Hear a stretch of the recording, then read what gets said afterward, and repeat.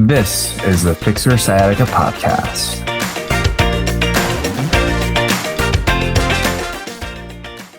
So you're dealing with back pain, leg, and or sciatica pain, and the doctor and internet are actually recommending that you go to physical therapy. And if you've been to a physical therapist before, you'll have a general idea of what's going on and what's going to happen during that session. But what if you have never been before? Or what if you are trying out a new therapist? What is it going to be like? What should you expect? And so today is your lucky day because I'm actually going to share with you what to expect during a physical therapy evaluation and also what it could be when it comes to doing a movement evaluation with another specialist, whether it be a chiropractor, movement coach, or anyone else. But also, if you are a seasoned physical therapy patient, just due to bad luck or just life in general, this will actually help you reshape your expectations so that you can actually get the most out of your time spent with your practitioner. So let's get right into it. And so first, you're going to have to book your session. You're going to call the office or go to the website. And if you're using insurance, be sure to actually know what your benefits are. Is the clinic an in-network clinic? So with in-network clinics, it's most likely going to cost you the least amount because it's already included in your plan. On the other hand, if the clinic is an out-of-network, you're probably going to have to pay up a little bit more money because the way your benefit is structured, there is not going to be as much insurance assistance with that. And especially with the rise of healthcare costs, those expenses will start to equate to a little bit more. And then you have the cash pay route, which is going to be the most simple option because when you go, they're going to tell you this is how much it's going to cost. And it's going to be very, very straightforward. Pricing should be shared with you over the phone, on their website, or even during your first introductory session. Ideally, you'll be able to get an appointment during the same week that you call. Unfortunately, due to the labor shortages and more physical therapists are actually leaving the workforce, there's actually going to be a higher demand for care and not enough providers and physical therapists. So what do you do during that time, right? Do you just wait in misery until you're seen? Do you have to try to find another opening, just try to clear out your schedule and just pray that there's a last minute cancellation at the clinic itself? Or better yet, you can actually check out the Patient Advocate Program, which actually provides you a free 30-minute consultation with one of our physical therapists, and you'll be provided with a daily plan of action to accelerate your healing. All of that for less than the cost of a typical copay. As I said, the first 30-minute call is free. And if you're tired of waiting in line to be healed, you can actually book your free call today at ptpatientadvocate.com, which is actually found in the show notes. So let's talk about like the actual appointment day, right? I recommend that you come into your appointment about 15 minutes early. You're going to walk in, check in at the front desk, and you're probably going to have to sign some paperwork if you didn't do it online already. That includes insurance verification and a detailed health history. With all the paperwork that you fill out when it comes to managing your healthcare, do you ever wonder if they actually even read it? Now, I can speak on behalf of myself and hopefully other physical therapists, but we should absolutely be looking into your medical history because it plays a big part in how you're going to recover, and no detail is too minute.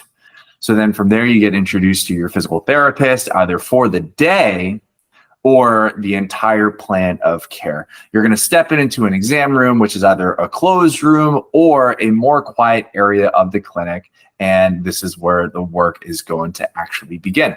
The physical therapist is going to ask you about what brings you in for the visit. They're going to probably look at the prescription that you sent on over and already start assessing how you move, breathe, stand, and sit. You see, our evaluations actually begin the moment we meet you. From there, we're going to be asking you some more deep questions about your injury. When did the pain start? How did it start? And what have you tried to make it feel better? What actually makes it feel better? What makes it feel worse? How are the activities that you do, how are they affected by this pain? By how much is this affecting your daily life? And what are your goals in rehab? And all of these questions are important to helping you understand what is going on to help you. And the first 30 minutes of the appointment should mostly be focusing on getting information from you verbally or physically. We need to ask deep questions to understand what is in fact going on. And a good therapist does not slack on this section of the evaluation itself. Now, once we feel like we've gotten sufficient information, we'll actually take you through what is called a movement assessment. And so here's how it goes. We'll often ask you to take your shirt off for guys, or ladies wear a sports bra and a tight shirt so we can actually look at your posture. Where do your shoulders sit actually in relation to your hips? Is there any excessive twisting, any muscular imbalances that we can see from just the naked eye?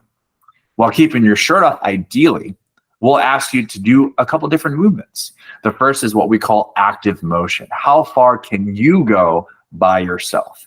Touch your toes. We're going to be looking at what we call spinal flexion, rounding of your low back. Also looking at how your hamstrings are moving. Do it backwards then. We're looking at the movement called extension. Lean to the side. We're looking at what is called side bending, and then looking over your shoulder, and this is called rotation. We also need to see your hip motion. Can you pull your knee up to your chest? This is hip flexion. Can you kick your leg out to the side, which is called hip abduction? And can you cross one leg over the other, which is going to be hip external rotation? Can you turn your foot out? Can you turn your foot in? We're looking at hip internal and external rotation. And can you actually kick your leg back, which is going to be hip extension? So there's a lot of different movements, and we should be taking measurements during this time.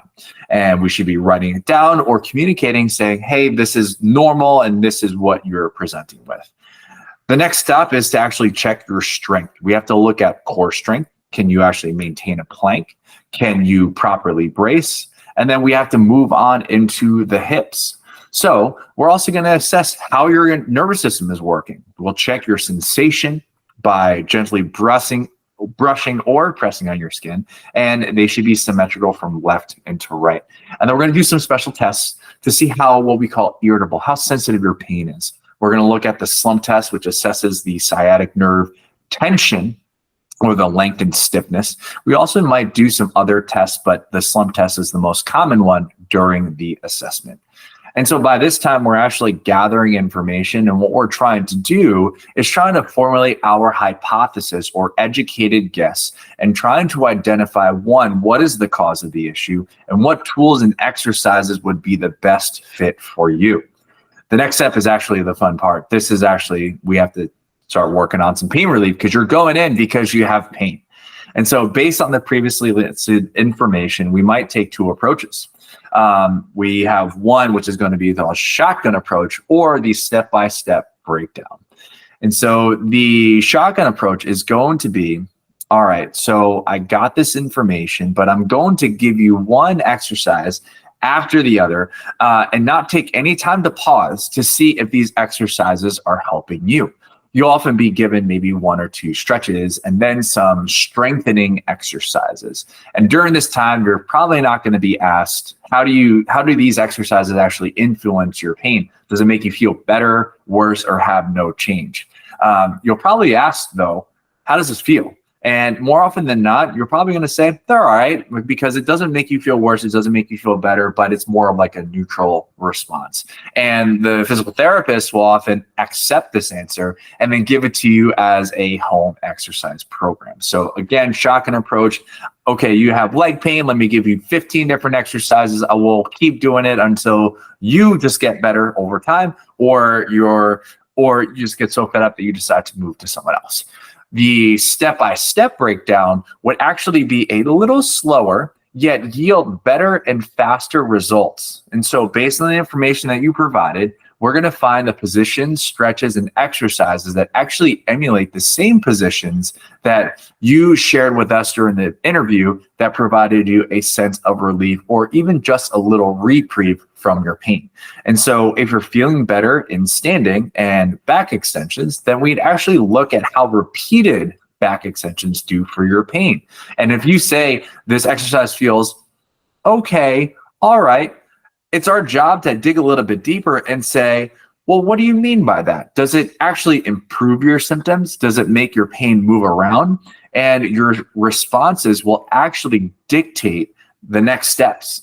And if the exercise actually makes the pain worse, then we would actually move on to a different set of exercises or techniques and ask you the same question. How does this make you feel?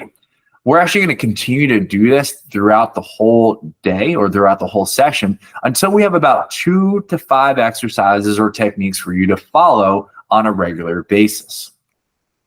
You should also be asked to do the activities that actually cause you pain. So running is an issue. We would look at that as well. And this is actually the time we're actually looking at how you move or how you do things.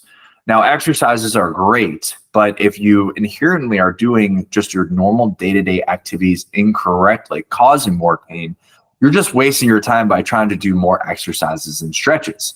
And so as a result, if running causes your pain, your clinician should be looking at how you run. If we know that this is a problem, we have to look at the problem itself. Now, sessions run about 45 minutes to an hour or maybe longer, depending on how you respond.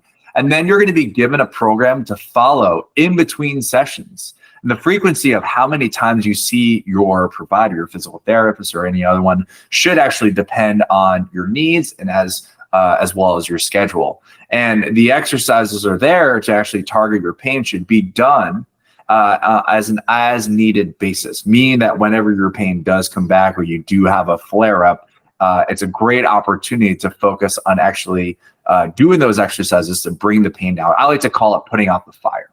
The exercises that are actually used to strengthen and stretch muscles are more so for prevention. They're usually recommended 1 to 2 times a day.